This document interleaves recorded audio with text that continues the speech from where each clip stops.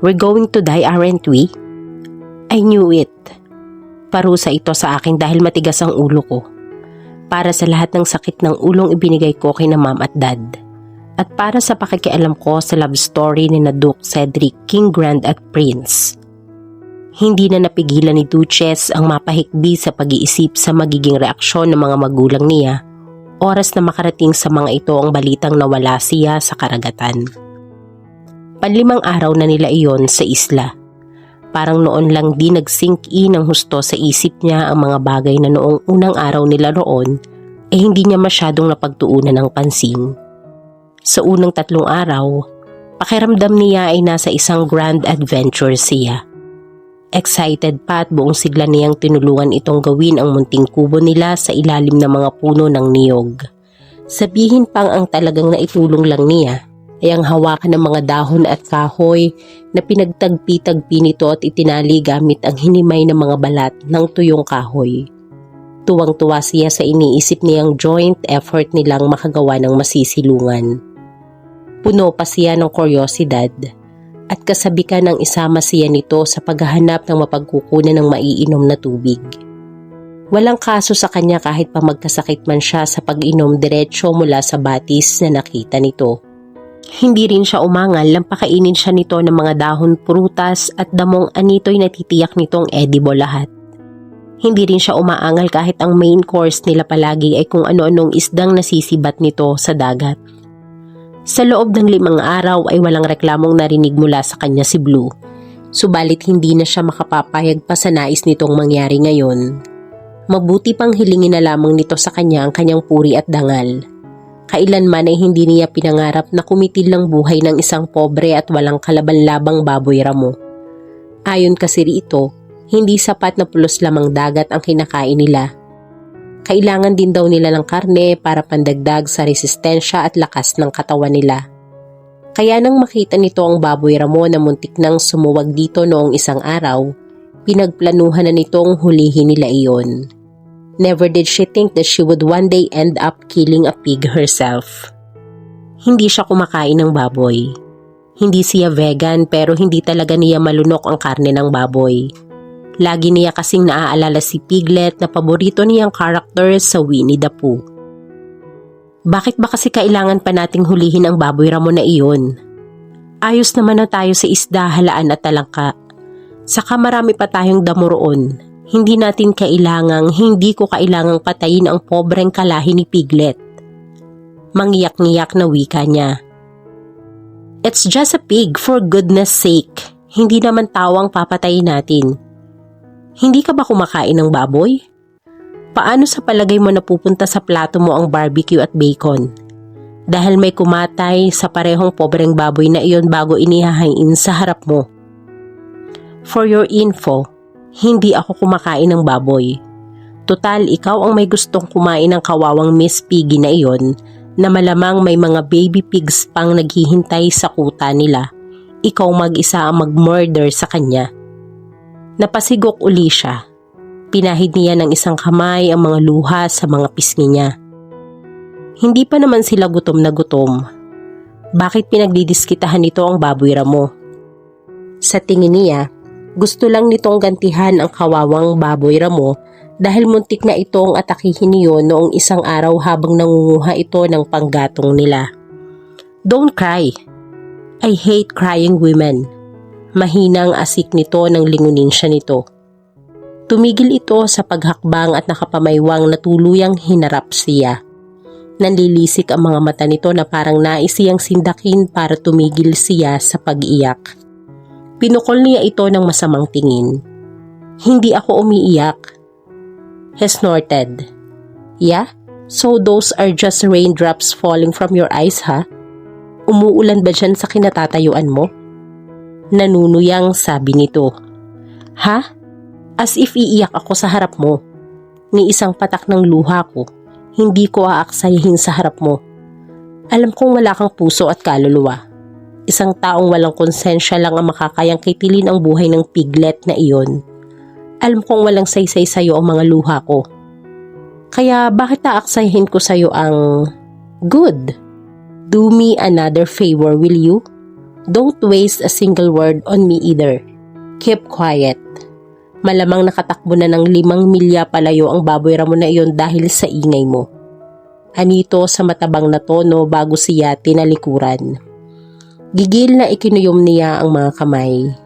Kung hindi lang nakasalalay dito ang survival niya, tutuhugin niya ito ng matulis na kawayang hawak nito at iihaw para sa hapunan mamaya. Lumingon siya sa pinanggalingan nila. Nagde-debate ang isip niya kung iiwan ito sa masamang binabalak nito. Kaya lang, hindi na niya matandaan ang daan pabalik sa maliit na kubo nila. Go ahead, try it. Kapag naligaw ka, binabalaan na kita na hindi na kita hahanapin. Biglang wika nito. Hindi siya nito nilingon pero tila nabasa nito ang iniisip niya. Inisa na pabuga siya ng hangin. Masama ang loob na sumunod na lang siya rito. Wala siyang mapagpipilian. Pero gigil na pinukol niya ng masamang tingin ang maskuladong likod nito. Hindi siya athletic na tao. Pero regular naman siyang nag-eehersisyo. Iyon nga lang, ang regular sa kanya ay hindi regular para sa ibang tao. Sa tingin kasi niya, ang isang beses na pagja-jogging sa palibot ng Villa Elena ay sobra-sobra ng effort para pagbigyan ang pangungulit ng health buff na hipag niyang si Vega tungkol sa pag-exercise niya. Hindi siya tabain kahit malakas siyang kumain, kaya hindi niya gaanong pinag-uukulan ng pansin ang pag-ehersisyo. Bagay na labis niyang pinagsisisihan ngayon. Dahil pagkaraan ng kalahating oras marahil na paglalakad, lawit na ang dila niya sa hingal at pagod. Samantalang si Blue ay tila hindi man lang pinagpawisan. Maliksi ang mga hakbang nito. Tila hindi man lang iniinda ang matinding sikat ng araw. Ayos ka pa ba riyan? Kasalanan mo ito. Siguradong narinig ng baboy ramo ang ingay mo. Kaya malamang na nagpakalunod na lang iyon sa dagat. Ngayon, kailangan tuloy nating maghanap ng ibang mahuhuli. Anito na kaswal na sinulyapan siya. Hindi ka naman siguro snake lover ano? Kapag may nakita akong ahas, iyon ang magiging hapunan natin. Yak! Ayoko sa mga ahas. Lalong hindi ako kumakain ng ahas. Nakangiwing sabi niya. Pagod na ako, magpahinga muna tayo. Lumingali nga siya sa paligid upang humanap ng maaaring maupuan. Dapat kasi nag-e-exercise ka para hindi ka madaling mapagod. Mamaya ka na magpahinga. Delikadong abuting tayo ng dilim dito. Tuloy-tuloy pa rin ito sa paglalakad. Nakukuha pa nitong sumipol. Talagang hindi man lang ito napapagod. Humanap siya ng matabang ugat ng puno at doon sumalampak ng upo. Masama pa rin ang tinging ipinupukol niya sa papalayong bulto nito. Wala man lang itong pakialam sa kanya. Hindi man lang magpaka-gentleman at alalayan siya. At kung hindi ito mistulang robot na walang emosyon, sarkastiko at nang-uuyam naman ito. So what kung ipinasuot nito sa kanya ang boots nito? So what din kung sa mga nakalipas na araw ay laging ito ang naghahanap ng makakain nila at nagluluto niyon? And so what kung inihaharang nito ang katawan nito sa likod niya upang hindi niya gaanong maramdaman ang malamig na hangin gabi-gabi? Hindi naman niya sinabing gawin nito ang mga iyon. Kusang ipinasuot nito ang boots nito sa kanya nang makitang nasugatan siya nang makatapak siya ng matulis na shell sa dalampasigan. Nag-alok na siya na ang magluluto ng mga hinuhuli nitong isda pero pagkatapos niyang masunog ang lahat ng isdang nahuli nito para sa tanghalian at hapunan nila. Sinabi nitong ito na lamang ang gagawa niyon. Ni hindi nito nainis sa kawalan niya ng skill sa pagluluto. Sumusukong napabuntong hininga siya.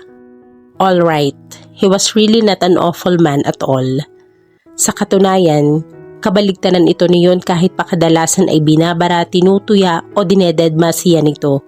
Maaaring bagsak ito sa communication skills, pero pagdating sa aksyon, walang sinabi ang mga heroes sa libro ng nanay niya. Ang totoo, iyon talaga ang dahilan kaya buwisit na buwisit siya rito ngayon. Dahil kahit anong tanggi niya sa sarili, ramdam niya ang atraksyong unti-unting nararamdaman niya patungkol dito. Ang masaklap nga lang, tila hindi man lang rumerehistro sa isip nitong isa siyang babae. Kahit noong hindi sinasadyang makita siya nitong wala ni isang saplot habang naliligo siya sa dagat, sa bandang dulo ng dalampasigan, wala man lang siyang nakitang reaksyon dito. Gusto niyang isipin na baka mas type nito ang mga kapatid niya kung sakaling isa sa mga iyon ang kasama nito, kaya ganoon ang naging reaksyon nito. Subalit batid niyang hindi totoo iyon. Lalaking lalaki ito mula ulo hanggang paa. Sadyang wala lang talagang appeal dito ang kanyang glorious naked body. Iyon na nga lang ang asset niya dahil walang kahirap-hirap para sa kanya ang magkaroon ng klase ng katawang madalas nakabandera sa cover at centerfold ng mga men's magazine. Siya kasi ang human personification ng hipon, wika nga. Itinatapon ng ulo pero nakakatakam ang katawan. Isa iyon sa mga dahilan kung bakit ayaw niyang kumain ng hipon at kung bakit sinasadya niyang magsuot ng mga outrageous na outfit. Teenager pa lang siya ay nakakatanggap na siya ng mga bastos na proposal mula sa mga lalaki. Una niyang matatanggap ang nangmamatang tingin mula sa mga ito kapag sa mukha niya nakatingin, pero biglang mag-iiba ang kislap ng mga mata kapag bumaba na iyon sa katawan niya. At dahil malinaw na hindi bunsod ng respeto o tunay na pagkakagusto sa buo niyang pagkatao ang mga alok na iyon, mas pinili niyang huwag na lamang siyang mapuri o magustuhan ng mga tao. Masaklap nga lang na kung kailan gusto na niyang mapuna ng isang lalaki ang natataging maganda sa kanya, saka naman tila baliwala iyon sa mga nagugustuhan niya. Una, kay Belle na nagustuhan ang mukhang stick na nagkatawang tao na si Sally, at ngayon si Blue na deadma sa alindog niya.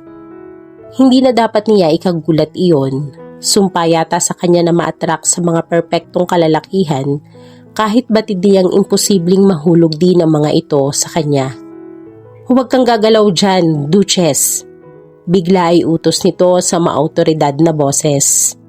Kalmado ang tono nito pero may nahimigan siyang pagka-alarma roon. Mahigit 5 metro na ang layo nito sa kanya. Nakatayo lang ito pero kitang-kita niya ang tensyon sa anyo nito. Nang tumingin siya lagpas sa kinatatayuan nito, nakita niya ang dahilan ng paghinto nito. 1 metro mula rito ay may napakahabang ahas. Sa tansya niya ay nasa 8 metro iyon. Sa laki ng katawan niyon, hindi mahirap isiping kayang-kaya niyong lumulo ng isang maliit na bata. Alertong nakatingin iyon kay Blue. Blue! Anong gagawin ko? Hysterical na tanong niya rito. Sa kabila ng utos nito ay otomatikong napatayo siya. Dumiin ang pagkakahawak niya sa sibat na ibinigay nito sa kanya kanina. Stay there! Pasigaw na utos nito. Hindi niya alam kung may tainga ang ahas pero tila nagbigay ng go signal doon ang sigaw ni Blue. Kaya biglang umigkas ang pagkakahaba-habang katawan niyon. Akmang tutuklawin si Blue. Mabuti na lang at maliksing kumilo si Blue kaya maagap na naiwasan nito ang ulo ng ahas. Ngunit muli niyong sinundan ang bawat galaw ng lalaki. Mistula siyang nanonood ng sayaw ng kamatayan sa bawat pag-iwas, pagtalon at pagsugod nito sa makamandag na hayop. Kung hindi nito itutuon ang buong atensyon sa mapanganib na ulo ng ahas, matutuklaw ito. Nanginginig man sa takot ay hindi niya inaalis ang tingin dito. Nakahanda siyang sumaklolo rito anumang oras. Kahit gustong-gusto na niyang tumili tuwing akala niya ay mahahagip ito ng ahas, pinigil niya ang sarili. Hindi pwedeng madistract ito. Buhay nito ang nakataya. Muling sumugod ang ahas at imboluntaryong napapikit siya. Nang dumilit siya, ay gano'n na lang ang pagkasindak niya. Hindi na niya napigil ang malakas na tili nang makita niyang nakapulupot na sa braso nito ang ahas. Patakbong lumapit siya rito. Nakataas ang sibat na hawak. Nang malapit-lapit na siya ay inipon niya ang buong lakas ng kanang braso niya upang itarak iyon sa katawan ng ahas. At dahil nakatuon ang buong pansin niya sa katawan ng ahas na pinupuntirya niya, hindi niya nakita ang nakausling malaking ugat sa harap niya. Napatid siya roon eksaktong itutusok na niya sa katawan ng ahas ang sibat. Yes! Kasabay ng matagumpay na sigaw na iyon ni Blue, pagkatapos nitong ihagis ang natagpas na nitong ulo ng ahas. Hindi sinasadyang naitusok niya sa hita nito ang hawak na sibat. Shit! Hiyaw nito sa magkahalong sakit at galit. Lalong napamura ito nang hugutin niya agad ang sibat sa kanang hita nito. I'm sorry, hindi ko sinasadya. Yung ahas dapat ang sisibatin ko. Matalim ang tinging ipinukol nito sa kanya. Natatakot akong alamin ang maaaring mangyari sakaling sinadya mo iyon. You stabbed me with my own spear. Hindi mo ba nakitang naputol ko na ang ulo ng ahas? Hindi ko na kailangan ang tulong mo. Galit na singasing nito sa kanya. Hindi naman siya magkandatuto sa paghingi ng paumanhin dito habang tinutulungan itong maampat ang pagdurugo ng sugat nito. Blue, oh God, you're bleeding! Natatarantang sambit niya. Nanlalaki ang mga mata niya habang nakatingin sa dumudugong hita nito. Natural! Saksakin mo ba naman ako? Angil nito. I'm so sorry, hindi ko sinasadya. Akmang tutulungan niyang itali sa hita nito ang telang pinunit nito sa laylayan ng t-shirt nito, pero napaatras siya ng masalubong ang galit na titig nito. Kung mahina-hina ang sikmura niya, malamang na naduwal na siya sa nakita niyang itsura ng hita nito. His wound was a hole the size of a coin and it was bleeding too much. Sinikap niyang huwag huminga sa ilong upang hindi siya maliyo sa amoy ng dugo na humahalo sa amoy ng dugo ng ahas. Damn, subukan mo lang himatayin at iiwan talaga kita rito. Ako ang nasugatan sa ating dalawa. Ako ang mas may karapatang manghina. Maigting na babala nito marahil ay nakitang namumutla na siya. Blue, hindi ko talaga sinasadya. I'm so sorry. Maluhaluhang ulit niya. Kitang-kita niya ang sakit na rumehistro sa mukha nito nang tangkain nitong ihakbang ang nasaktang binti. Kung hindi sa maagap na paghawak niya sa mga braso nito, lumugmok na ito sa lupa. Just help me up, darling. Anito sa mahinang boses. Dali-daling inalalayan niya ito, namumutla na ito at pirming nakangiwi. Malinaw ang sakit na iniinda. Sinubukan niyang tulungan itong humakbang ngunit dahil sa laki at bigat nito, muling bumagsak ito sa lupa kasama siya. Huwag kang mamamatay, Blue. Wala sa kontrata natin iyon. Lagot ka sa akin kapag namatay ka, I swear, hindi kita ililibing. Mariing sabi niya. Pilit pinaglalabanan ang takot na nararamdaman niya. Bahagyang napangiti ito bagaman bakas pa rin sa mga mata ang matinding sakit. No dying ha? No dying. At dito po nagtatapos ang ating kwento. Sabay-sabay po nating abangan ang sunod na kabanata. Maraming salamat po. God bless and stay safe.